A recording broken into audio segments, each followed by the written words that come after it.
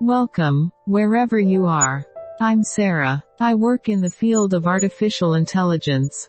I talk about many things, and that is why I am here today. We will complete the stories of Professor William Shakespeare. Bring a cup of tea and let's go.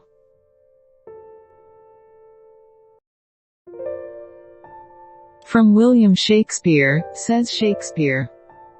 Not from the stars do I my judgment pluck, and yet methinks I have astronomy, but not to tell of good or evil luck, of plagues, of dearths, or seasons quality, nor can I fortune to brief minutes tell, pointing to each his thunder, rain and wind, or say with princes if it shall go well. I oft predict that I in heaven find, but from thine eyes my knowledge I derive, and constant stars in them I read such art, as truth and beauty shall together thrive, if from thyself to store thou wouldst convert, or else of thee this I prognosticate, thy end is truth's and beauty's doom and date.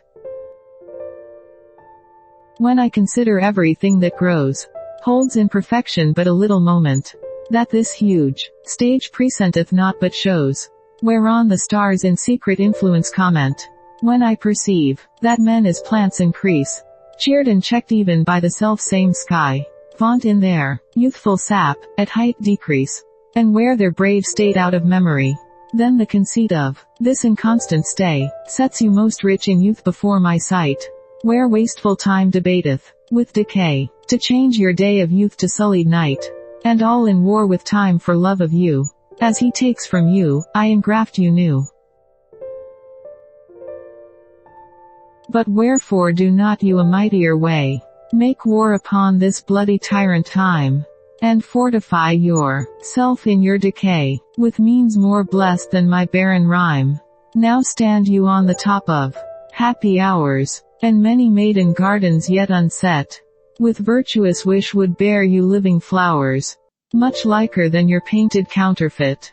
So should the lines of life that life repair, which this time's pencil or my pupil pen, neither in inward worth nor outward fair, can make you live yourself in eyes of men.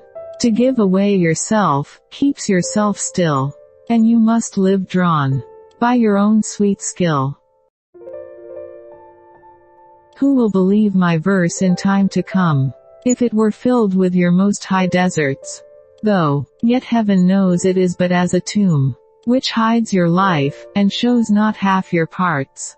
If I could write the beauty of your eyes, and in fresh numbers number all your graces, the age to come would say this poet lies. Such heavenly touches ne'er touched earthly faces. So should my papers, yellowed with their age, be scorned, like old men of less truth than tongue, and your true rights be termed a poet's rage, and stretched meter of an antique song. But were some child of yours alive that time, you should live twice in it, and in my rhyme. Shall I compare thee to a summer's day? Thou art more lovely and more temperate.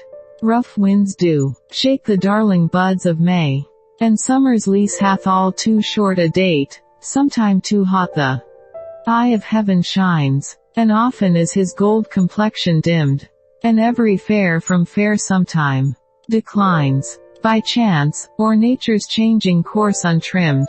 But thy eternal summer shall not fade, nor lose possession of that fair thou owest, nor shall death brag thou wanderest in his shade, when in eternal lines to time thou growst. So long as men can breathe or eyes can see, so long lives this, and this gives life to thee. Devouring time blunt thou the lion's paws, and make the earth devour her own sweet brood. Pluck the keen teeth from the fierce tiger's jaws, and burn the long-lived phoenix in her blood. Make glad and sorry seasons as thou fleetst, and do whate'er thou wilt swift-footed time, to the wide world and all her fading sweets. But I forbid thee one most heinous crime.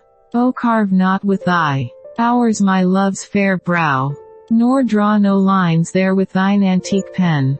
Him in thy course untainted do allow, for beauty's pattern to succeeding men. Yet do thy worst old time, despite thy wrong, my love shall in my verse ever live young. A woman's face with nature's own hand painted, hast thou the master mistress of my passion. A woman's gentle heart but not acquainted with shifting changes as false women's fashion. An eye, more bright than theirs, less false in rolling, gilding the object whereupon it gazeth. A man in hue all hues in his controlling, which steals men's eyes and women's souls amazeth. And for a woman wert thou first created, till nature as she wrought thee fell a-doting, and by addition me of thee defeated, by adding one thing to my purpose nothing. But since she pricked thee out for women's pleasure, mine be thy love and thy loves use their treasure. So is it not with me as with that muse, stirred by a painted beauty to his verse, who heaven it self for ornament doth use, and every fair with his fair doth rehearse, making a couplement of proud compare, with sun and moon, with earth and sea's rich gems, with April's first-born flowers, and all things rare, that heaven's air in this huge ronder hems. O let me true in love but truly right, and then believe me, my love is as fair as any mother's child, though not so bright as those gold candles fixed in heaven's air. Let them say more that like of hearsay well, I will not praise that purpose not to sell. My glass shall not persuade me I am old, so long as youth and thou are of one date. But when in thee time's furrows I behold, then look I death my days should expiate. For all that beauty that doth cover thee, is but the seemly raiment of my heart, which in thy breast doth live, as thine in me. How can I then be elder than thou art?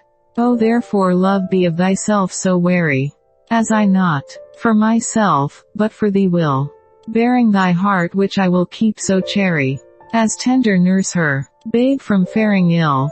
Presume not on thy heart when mine is slain. Thou gavest me thine not to give back again. As an unperfect actor on the stage, who with his fear is put beside his part, or some fierce thing replete with too much rage, whose strength's abundance weakens his own heart. So I for fear of trust, forget to say the perfect ceremony of love's rite, and in mine own love's strength seem to decay, o'ercharged with burthen of mine own love's might. O let my looks be then the eloquence and dumb presagers of my speaking breast, who plead for love, and look for recompense, more than that tongue that more hath more expressed. O learn to read what silent love hath writ, to hear with eyes belongs to love's fine wit.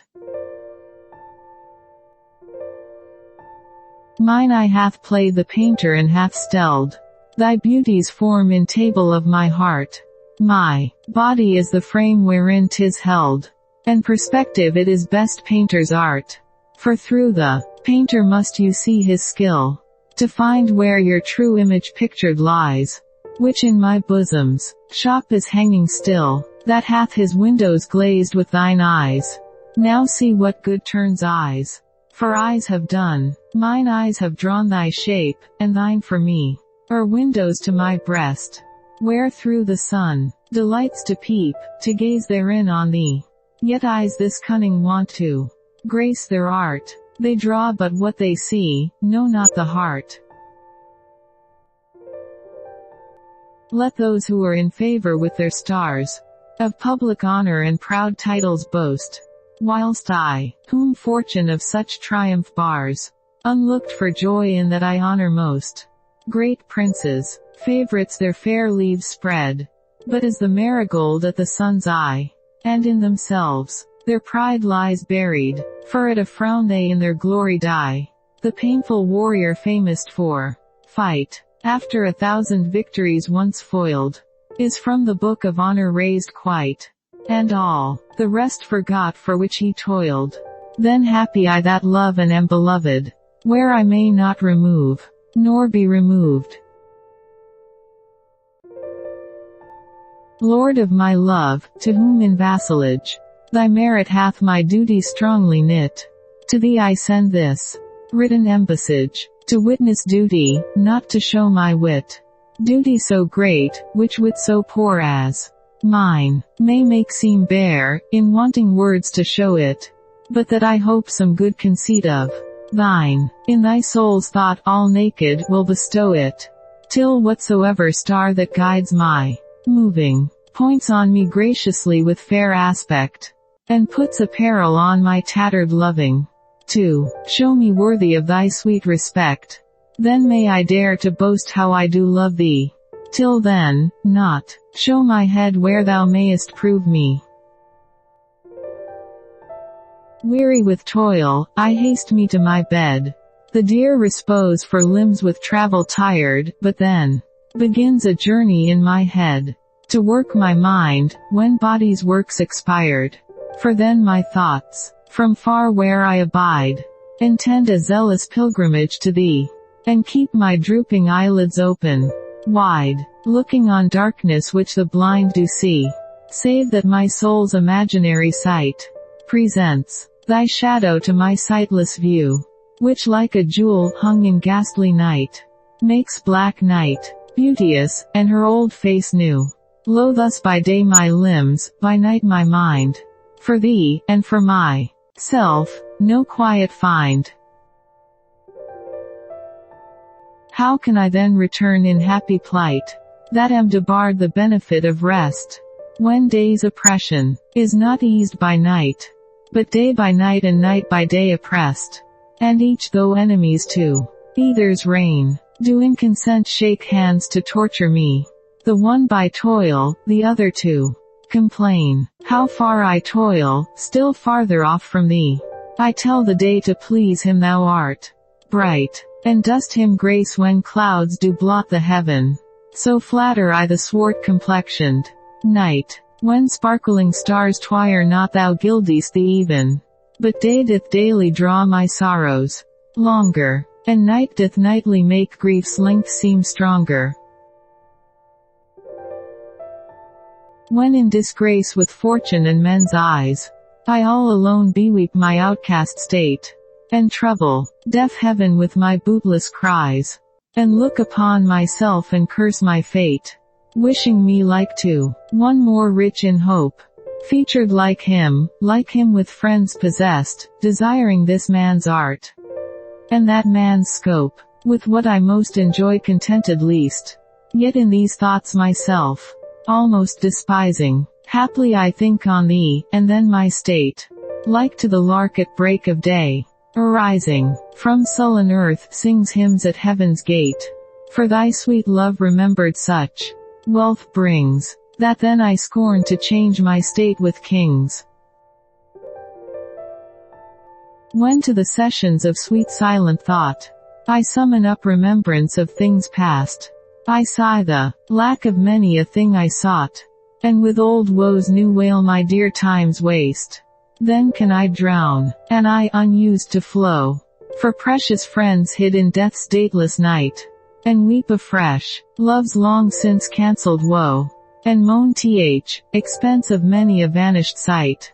Then can I grieve at grievances foregone, and heavily from woe to woe tell o'er the sad account of bemoaned moan, which I knew pay as if not paid before.